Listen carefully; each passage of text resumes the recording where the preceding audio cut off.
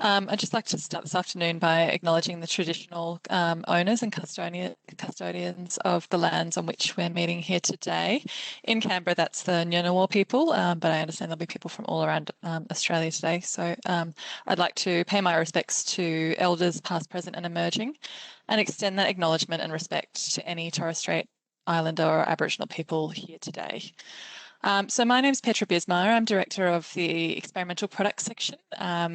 My team looks after access to unapproved medicines, namely via the Special Access Scheme and Authorised Prescriber Scheme.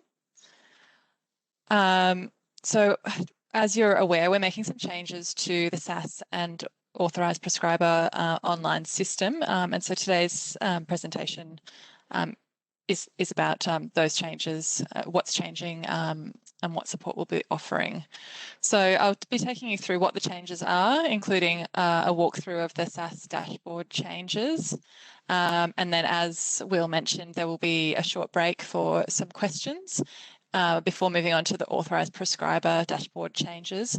If you're not an authorised prescriber or not interested in becoming one, if that information is not relevant to you, do feel free to exit at that point. We'll also be going through where to go for support and again, another opportunity to ask questions at the end of the second part of the presentation. Okay, so what's changing? So the main changes to the online system will be to the look and feel or the way that you navigate through the system.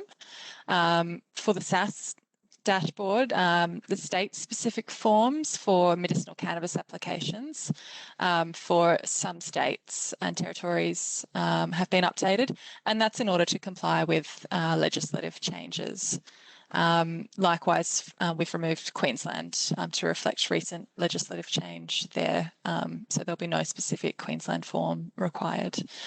For the AP dashboard, the process for applying for nicotine products has been streamlined, and that's in response to a recent scheduling decision to make nicotine Schedule 4 for all human therapeutic use, which you may be aware of. And additionally, we've made changes to allow submission of 6 monthly patient data reports to be made via the online system. Okay, so in terms of, I'll go through firstly the look and change and navigation aspects of the system. And so that's applicable to all users. So from the 15th, so from Monday the 15th of March, we'll actually be using a new portal. The current link that you're using will redirect to the new portal. And it will take you to this regulatory and compliance portal that you see here. From here, you'll click the SAS, the Special Access Scheme icon that's highlighted here in red, and that will take you to the SAS and AP online system that you're familiar with. The login process will just be as normal. Once you log in, you will be taken to this to a page here where you press this either the SAS or authorised prescriber dashboard, and you can begin a submission as normal. You can see just a few things look a little bit different. So the content is unchanged. However, the colour scheme and the layout and navigation will be slightly different. So it may take some getting used to. So for example, in order to navigate through the portal, where before the tabs were across the top, or where currently tabs are across the top of the page, they'll now be displayed down the left-hand side, as you can see here in this view. Okay, so I'll walk you through the specific SAS dashboard changes now. So as I mentioned, the major changes that are specific to SAS are specific to medicinal cannabis.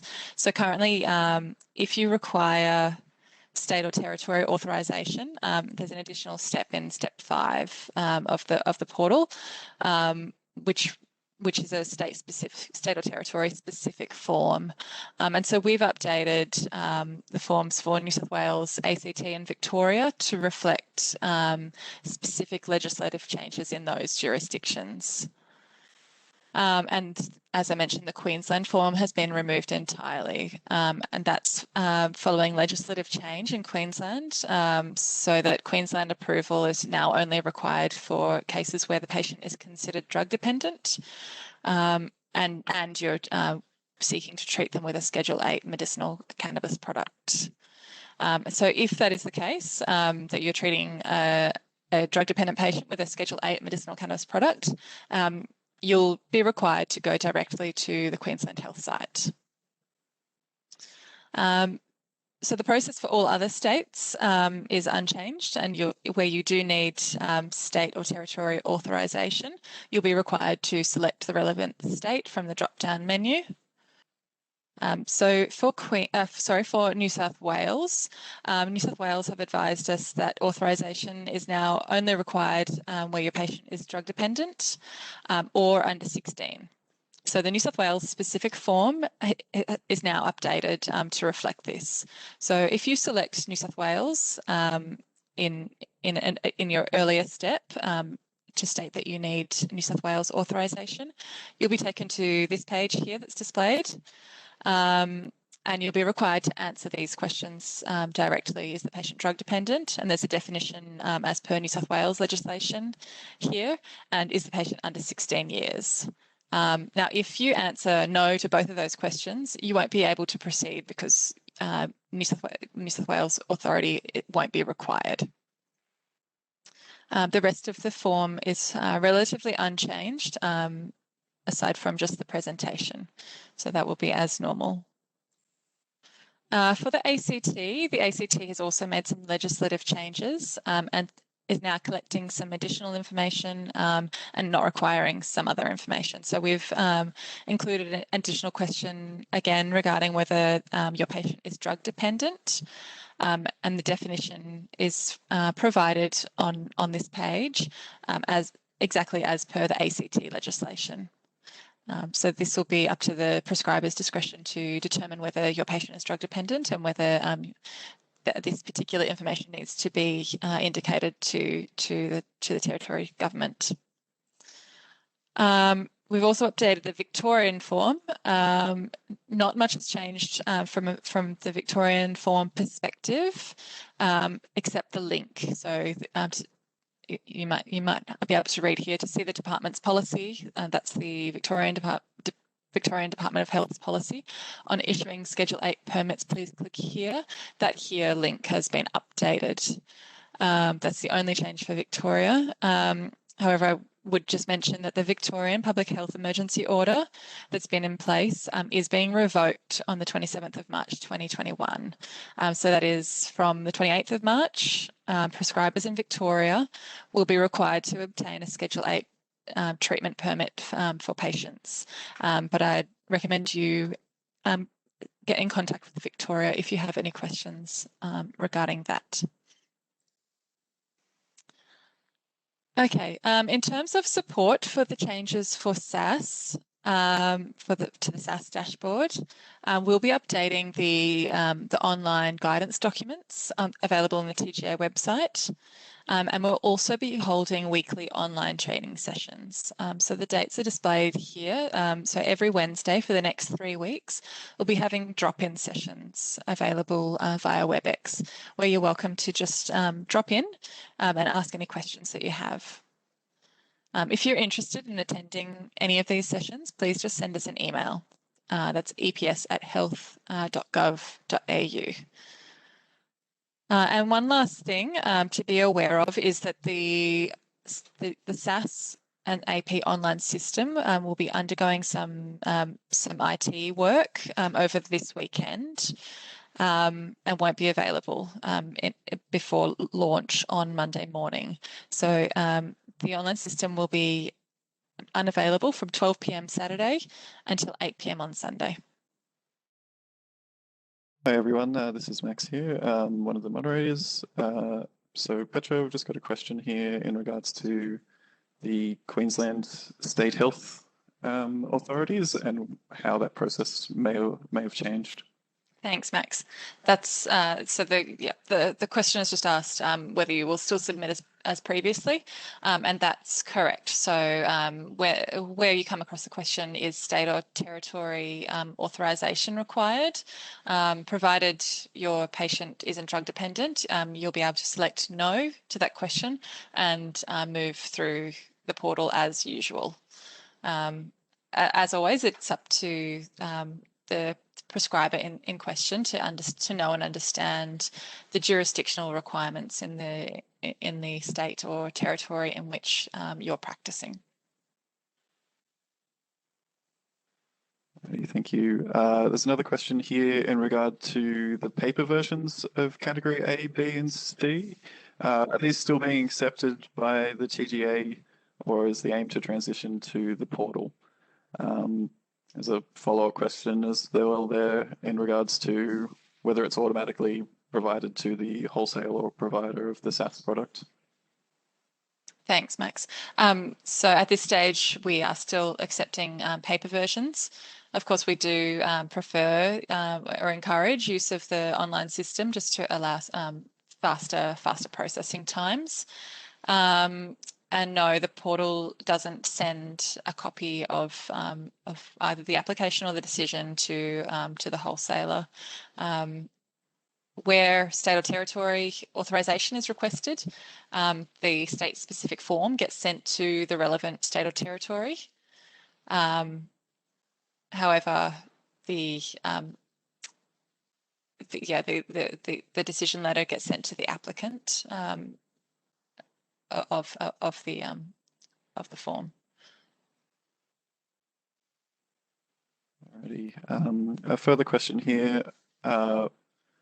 Will sponsors be able to submit the 6-monthly SAS reporting via the online system? Thanks. I assume you. Oh, so this is for SAS reporting. No, that's not a function that we currently have available, unfortunately. Thank you.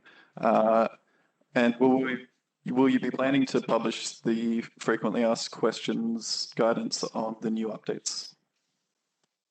Yes, we're updating the guidance documents for both SAS and AP for use of the online system, and that'll be available on our website shortly. Okay, so that seems to be the end of the questions. As always, if you have any further questions, please do reach out to us. The best way to contact us is via our email, eps@health.gov.au. So now I'll be walking through the authorised prescriber specific changes. So if you're not interested in this information, if it's not applicable to you, please do feel free to drop out now. This slide shows the view of the updated portal that will be available from Monday. So to access the authorised prescriber dashboard, you'll click on the authorised prescriber dashboard button at the top there.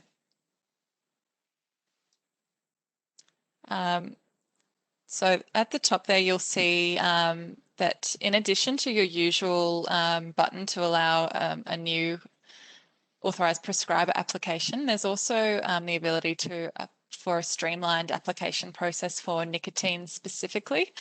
And this is in response to a recent scheduling decision for nicotine. So nicotine is now Schedule 4 for all human therapeutic use. So that's been a clarification of the current scheduling, and that's being implemented as of the 1st of October this year. So in order to lodge in order to become an authorised prescriber of nicotine products, the process is now very simple. So there's for certain products that have been deemed by the TGA to have an established history of use, no ethics committee approval is required to become an authorised prescriber. Nicotine is one of those products. And so there are now 2 pathways within the online system, one for those products which have been deemed to have an established history of use and one for all other products. So nicotine is considered, is included in that list that no longer requires ethics committee approval. And we have this specific button. So essentially to become, to apply to the TGA to become an authorised prescriber of nicotine products, inhaled nicotine products, you will just click on this button and select new nicotine AP application. The system will pre-fill the dosage form and indication, as you can see in that second picture. So that's the indication will be smoking cessation. And your personal information will be filled in based on information that you've provided at the time of registration. That you'll then be asked to read the privacy statement, and if you're satisfied, you can press yes, and then you simply submit your application by clicking submit. The application will then be reviewed by the TGA, and you'll receive a decision letter.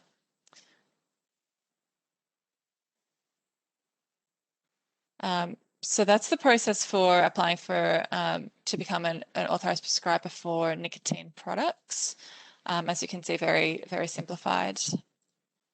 The other major feature that we've changed for the authorised prescribers is the ability to submit 6 monthly patient data reports directly via the online portal. So as you may be aware, authorised prescribers aren't required to notify the TGA every time they supply an unapproved good, but they must provide us with reports of numbers of patients treated during a 6-month period. So this information can now be submitted directly via the portal. So in order to do that, you go to the authorised prescriber reports button highlighted here in red and refer to the report for the current reporting period and select edit. So here's a view of what you'll see if you select edit. And then you'll be taken to this page, which asks you to enter the number of new patients which you treated during that 6-month period and the total number of prescriptions or devices provided during that 6-month period. So for medicines, a prescription is considered a single supply of an unapproved product. And if you provided repeats, they should be considered as an additional prescription for reporting purposes. So you are required to report both these fields, number of new patients and number of prescription or devices that you provided during that 6-month period, even if that number is 0.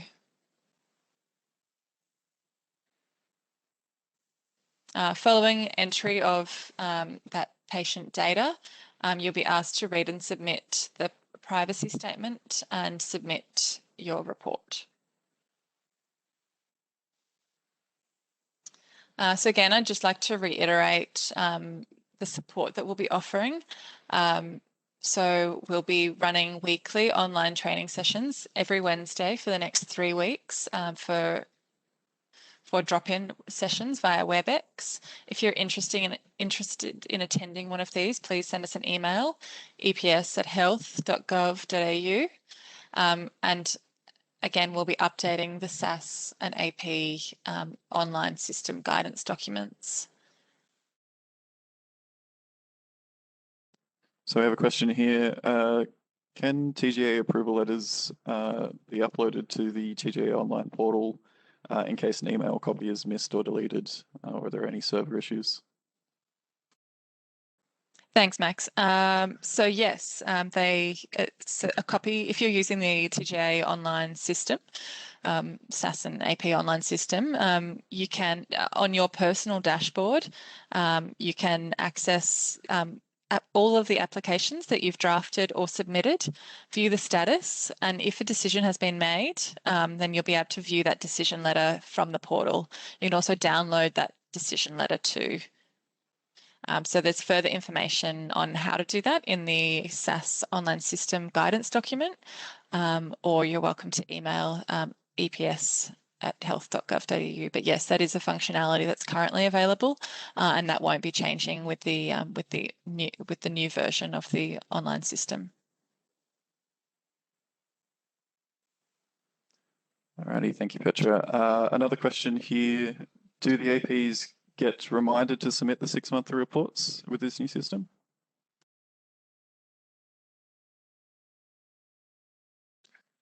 Yes. With the implementation of the new system that goes live as of Monday, authorised prescribers will get a reminder 14 days before the end of the reporting period that they're able to report. So the reporting periods are January to June and July to December. So 14 days before the end of that period, you'll receive a reminder that you'll be required to submit 6-monthly reports. We would prefer that you do this via the online system. I think it's easier for both the doctors and for our internal staff, but there is still the opportunity available to report via a downloaded PDF form, which can be filled in and then emailed to authorised prescribers at health.gov.au.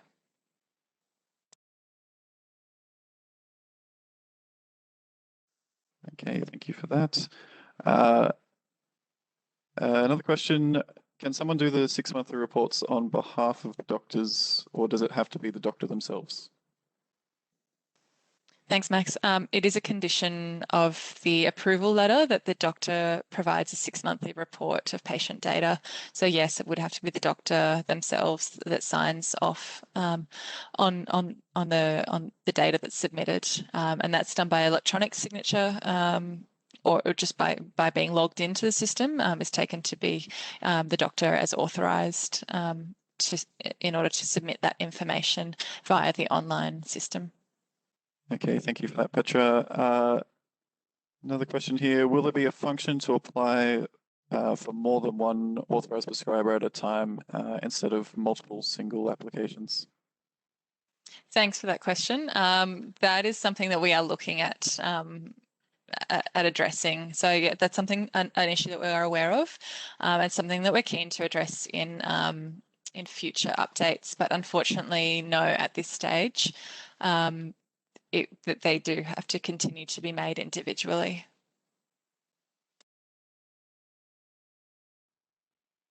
Alrighty, thank you, Petra.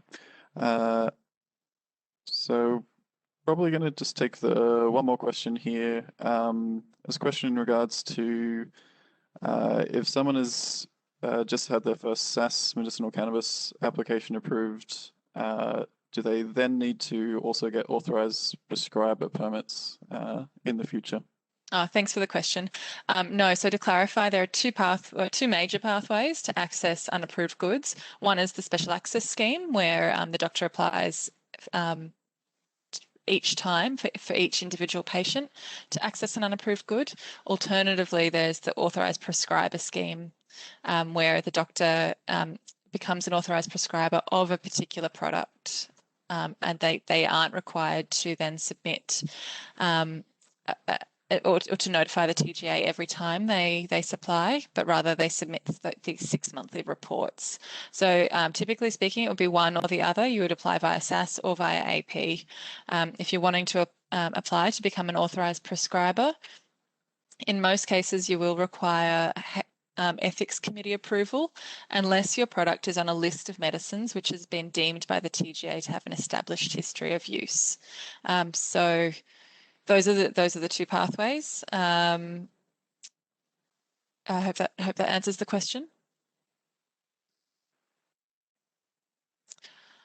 Okay, well, thanks everyone. I think that's the end of the questions for now. So thanks for attending. I'll just hand back over to Will. As always, if you have any further questions, please don't hesitate to get in touch.